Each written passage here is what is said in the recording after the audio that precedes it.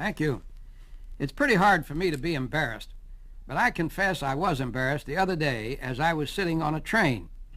There was a little girl sitting in another seat who kept getting excited by everything she saw. "Oh, Mommy," she said, "look, a cow. Look, Mommy, see the horse in the field." Then a few instants later she said, "Look at that beautiful big truck, Mommy, look." Admittedly, you could hear her excited, high-pitched voice carrying the whole length of the car. The mother blushed with shame and kept saying, "Hush, baby, hush." Finally, she turned to some people sitting nearby and said, "Please forgive her. She still thinks the world is wonderful." Now, it wasn't the little girl's cries of delight that had embarrassed me, not at all. I was only too happy to be taken away from a morbid newspaper. What I found upsetting was the mother's apology for her little girl. Imagine being sorry that your child believes the world to be a place of beauty and fun.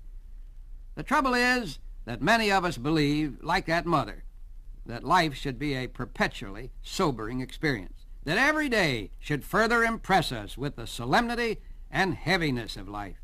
Or, as a wag once put it, that life is one long process of getting tired. Goethe, the German poet and novelist, tells us that the same unpleasant notion was prevalent in his time, too. But Goethe had an answer for it.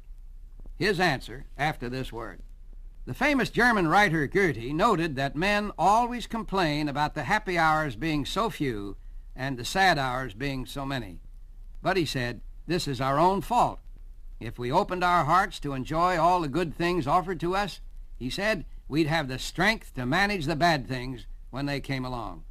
This is really the key to happiness, to overcoming gloom and despair, opening up our hearts to life, to the adventure that beckons to us every day of our lives.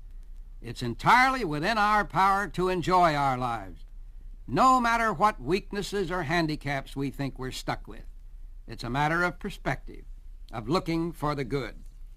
If you are not one of those who find life wonderful and exciting, it's not too late.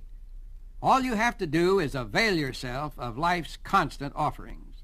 The simple cow in the field that gave that little girl I was just talking about such pleasure is still there. If she isn't, one of her daughters or great-granddaughters will be.